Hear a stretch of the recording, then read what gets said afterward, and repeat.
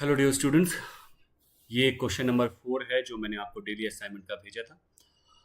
देखिए, जैसा कि आपको ये क्वेश्चन में दिख रहा है कि एक ब्रिज है जो कि एक वाटर बॉडी के दोनों एंड पे बना हुआ है, दोनों एंड्स को कनेक्ट कर रहा है।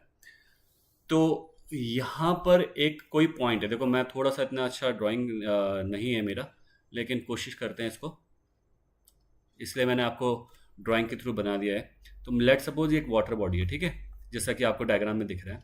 और यहाँ पे कोई आपका ब्रिज होगा, तो ये ब्रिज कुछ इस तरह से है, ठीक है। तो ये वाटर बॉडी के बीच का कुछ डिस्टेंस है जो मुझे नहीं पता, तो मैंने मान लिया जो भी डिस्टेंस है, अभी इग्नोर करो उसको। यहाँ से जो ब्रिज है, वो ब्रिज जो है वो 8 मीटर टॉल है, जैसा कि आपको दिख रहा है। तो अगर मैं अपनी क्रिएटिव और क्रिटिकल थिंकिंग लगाऊं तो यहां से एक इस एंड को देख रहा हूं मैं, थोड़ा सा सही बना देते हैं, सही नहीं आ रहा है, एक सेकेंड। और यहां से ही मैं इस एंड को भी देख रहा हूं,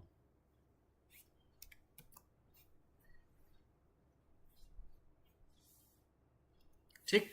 8 मीटर टॉल ब्रिज है।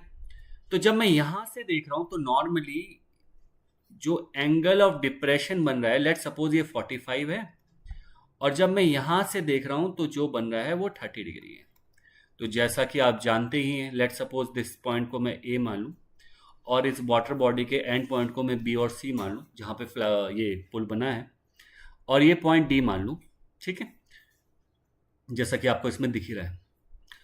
तो इसको अगर मैं x मान लूं और इसको मैं अगर y मान लूं, यानी बी डी के डिस्टेंस को मैं x मान लेता हूं और डी सी के डिस्टेंस को मैं y मान लेता हूं, ठीक। तो इस एंड पे देख रहा हूं तो 45 डिग्री का, तो जो हमारा अल्टरनेट इंटीरियर एंगल कहता है वो ये कहेगा कि ये 45 डिग्री होगा, और ये वाला एंगल 30 डिग्री होगा, ठीक। मुझे इस बी और सी के बीच का डिस्टेंस निकालना है, सिंपल क्वेश्चन ये है। तो मेरे को क्या निकालना है, देखो मेरे पास हाइट ऑफ द ब्रिज है h, ये e है, height of the bridge, height of the bridge है मेरे पास 8 मीटर, और डिस्टेंस बिटवीन द बैंक्स, इसको मैं मान लेता हूं x प्लस वाई, ठीक। और मैंने वाटर बॉडी के बीच में एक पॉइंट मान लिया है d, ठीक है, वो आप समझ रहे होंगे। तो मैंने लिखा in triangle A B D. तो जब मैं ए बी डी बनाऊंगा तो कुछ इस तरह से बनेगा, और मैंने एक कनेक्ट कर दिया, ठीक। तो ये राइट एंगल ट्राइंगल बन गया, ये डी है, ये बी है, यहां पर जो एंगल बना वो 45 है, और ये आपका 8 मीटर है, इसको मैंने मान लिया था x। तो हम जानते हैं कि जब हमें परपेंडिकुलर और बेस के बीच का रिलेशन चाहिए तो हम tan यूज करते हैं। tan 45 होता है परपेंडिकुलर अपॉन बेस, tan 45 की वैल्यू, यहां से x की वैल्यू आ गई 8 मीटर्स।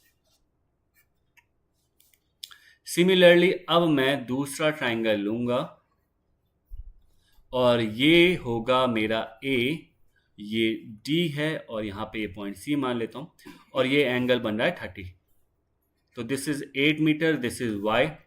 अब मैं लूंगा इन ट्राइंगल ए डी सी, वही परपेंडिकुलर और बेस के बीच का जब रिलेशन निकालना होता है तो tan यूज करते हैं। तो tan 30 होगा परपेंडिकुलर अपॉन बेस, tan 30 की वैल्यू होती है 1/√3, perpendicular is this is y। तो y की वैल्यू यहां से आ गई 8√3। तो डिस्टेंस बिटवीन द बैंक्स क्या था, जैसा हमने लिखा था, distance between the banks is x plus y. So x is 8 and this is 8√3.